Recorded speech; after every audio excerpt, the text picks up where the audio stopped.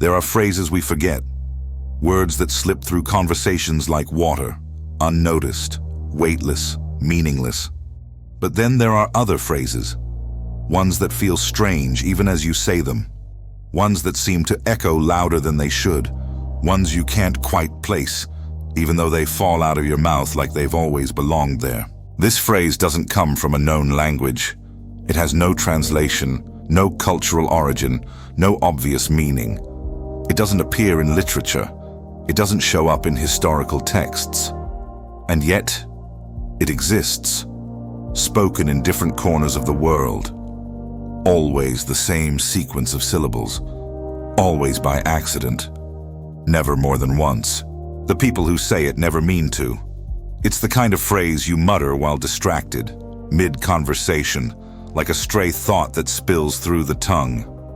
And at first, nothing seems wrong, until the other person, whoever they are, goes completely still, not confused, not angry, not afraid, just silent. They don't speak again.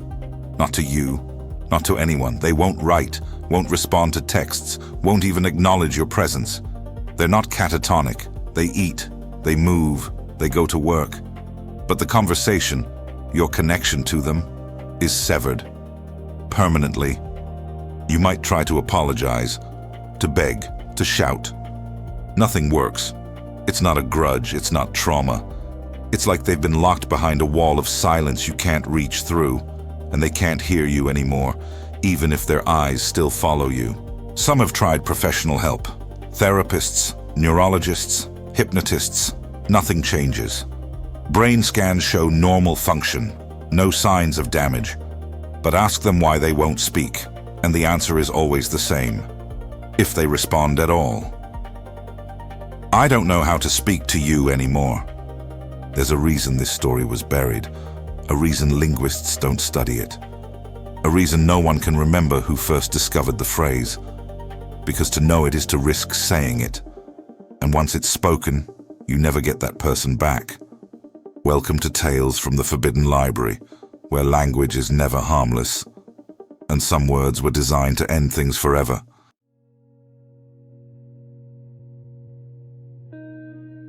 The first known case came from a 1992 voicemail, an audio glitch recovered from an old answering machine in rural Maine. A man was leaving a message for his wife. At the end, he said something unintelligible. Just a few syllables, slurred and strange, like he lost his train of thought mid-sentence. The next morning, his wife didn't respond to him. Not once. She didn't return his calls. She didn't acknowledge him standing in the same room. She didn't leave. She just stopped engaging entirely. At first, people blamed stress, relationship issues, neurological trauma, but the same pattern kept emerging elsewhere. In 1998, a woman in Poland filed a missing persons report for her sister, who still lived in the same house. "She's gone," the woman wrote. "She's still here, but she's gone." She had said something to her sister the night before, couldn't remember what, just that it sounded wrong, like a thought that didn't belong to her. Over time, the cases multiplied, across languages, borders, age groups. Always the same effect. A phrase with no known origin, spoken unintentionally.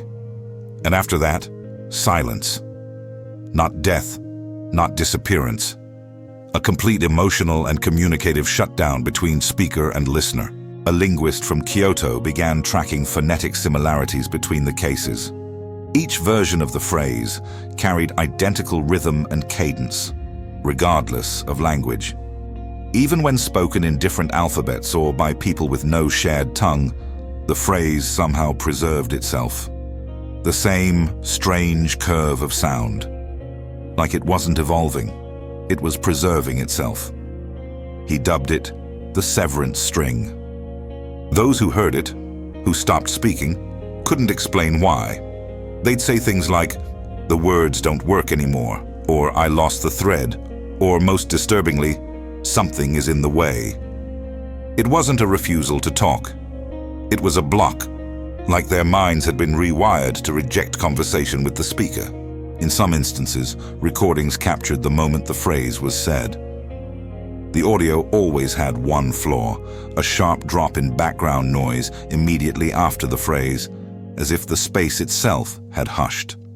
Birds stop singing, fans slow down, and the room just breathes. More chilling are the people who claim to have seen something shift in the air the moment it was spoken. Not a figure, not a flash, just a shimmer, like the heat above asphalt. A displacement in reality so subtle it could be dismissed. But it always appears just behind the person who goes silent. And then there are those who swear they never said the phrase at all.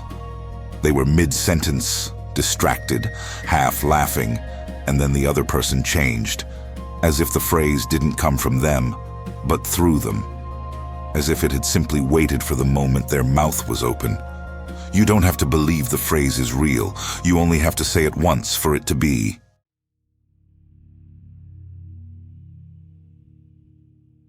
They don't scream.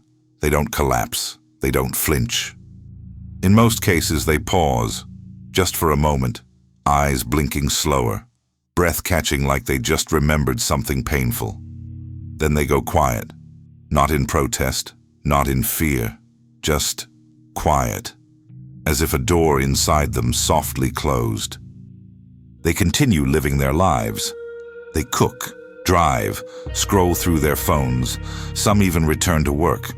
But something behind their eyes stays locked. They don't respond to greetings. They don't acknowledge shared memories. And if the speaker, the one who said the phrase, tries to engage again, the silence grows colder, not angry, empty. Friends and family report the same strange shift. The affected person becomes unreachable, but only by the one who said it. Others can still talk to them, laugh with them. But the moment that original speaker enters the room, something changes. A wall rises, and nothing gets through. Some families thought it was psychological, trauma response, dissociation. But even under clinical observation, the same rule applied. Only the original speaker was shut out. Anyone else? They received smiles, questions, affection. But try as they might, they couldn't bridge that silence. The phrase had marked a line, and it wouldn't let the speaker cross back. In one case, a child accidentally spoke the phrase to her father during a bedtime story. He stopped reading, set the book down, and never spoke to her again. Not that night, not the next, not 20 years later. He lived in the same house, ate at the same table, but he never looked at her again, not once. What makes the phenomenon more terrifying is how complete the cutoff is. The affected person doesn't react to emotional outbursts. They don't respond to being touched. If you scream at them, cry, beg, they don't flinch. It's as if something has reprogrammed their perception to mute your existence entirely. But here's the catch. They remember. People have confessed, under hypnosis or pressure, that they know something changed. They remember the person. They remember the connection. They just can't feel it anymore. As if the emotional pathway has been cauterized, like the relationship was surgically removed, but the scar remains. Some say it's a defense mechanism, that the phrase activates a kind of psychological firewall, something ancient, designed to sever ties so cleanly it feels like magic. Others believe it's not psychological at all, that it's a binding, a verbal seal, spoken accidentally, but with permanent effect. And a few, just a few, say that after hearing the phrase, they began to hear something else. Not voices, not thoughts, but a tone, low, repeating, like a voice waiting on the other side of the silence, a voice not meant for this world.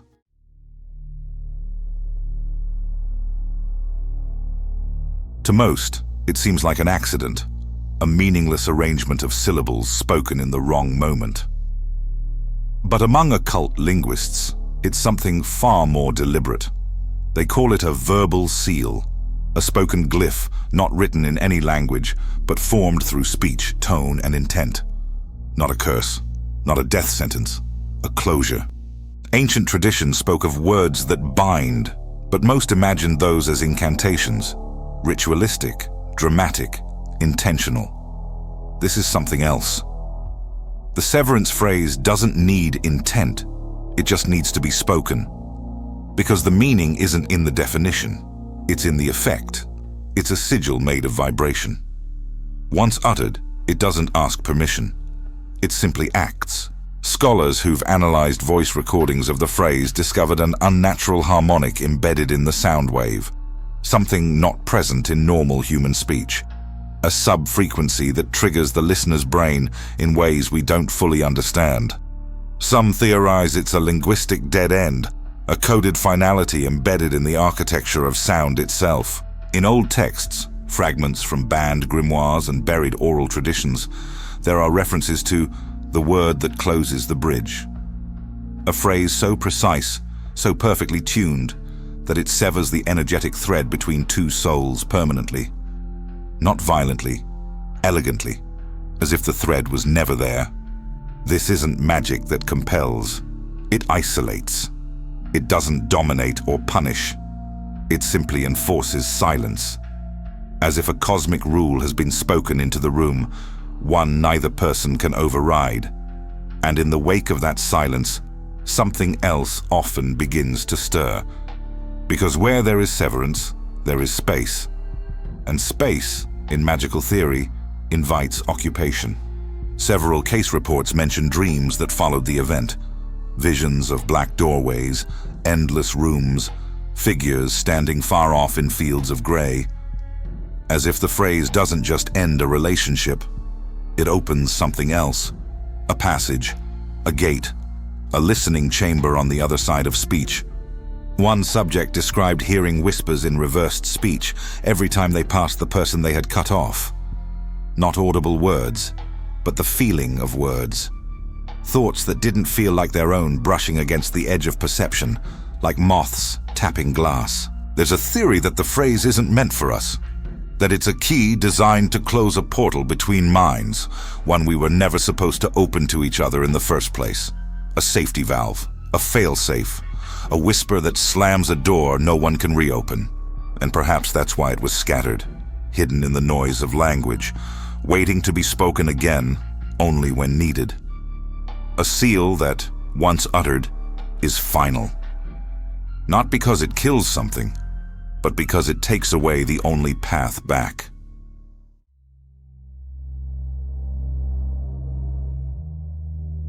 Most people forget the moment they say it. It slips past like a breath in a crowded sentence, unnoticed, until everything after it falls silent. And by the time you realize something's wrong, it's already too late. The person across from you has gone quiet, not stunned, not scared, just unreachable. Like you've become invisible to them in a way that no apology can fix. There is no way to unsay it, not with counterspells, not with rituals, not even with confession, because it isn't a curse in the way we understand it. It's a mechanism, a quiet lock. The phrase acts like a code that's already wired into us, ancient, dormant, and waiting for the right alignment of sound and intention to activate. And once it does, it doesn't just cut off conversation, it severs presence. You can stand right next to the person, but you're no longer with them. The connection that made you real to each other, that invisible thread woven from laughter, history, anger, love, that's gone, as if it never existed. As if something in the fabric of reality decided that the conversation had simply ended. Some have tried repeating the phrase again, hoping a second use might undo the first. But it doesn't work that way. The seal only recognizes one thing: finality. It hears no difference between an accident and an intention. It listens for the vibration, and once it finds it, the line goes dead forever. There are online communities now, private, encrypted forums where people share experiences, compare phonetic notes, try to spell the unspeakable. But they always end the same way. No one can agree on how the phrase is written, And sometimes, users simply vanish from the thread, mid-conversation, mid-sentence. The last message is always the same. I think I said it again. There are rumors that once you know the phrase, it starts showing up more often. In background noise, in dreams, in the mouths of strangers speaking other languages, like it's testing the edges of your attention, waiting for another chance to pass through your lips. Because once you carry the phrase, you're a vessel, and language wants to be spoken, especially the kind that closes doors. So if you ever hear yourself say something strange, something that feels like it didn't come from you, something that makes the other person freeze, don't try to correct it. Don't try to fix it. Just walk away. If this story made you feel suddenly quiet, let me know in the comments. Like the video, subscribe to the channel, and share it with someone who's lost touch, without knowing why. Because some words don't echo, they end.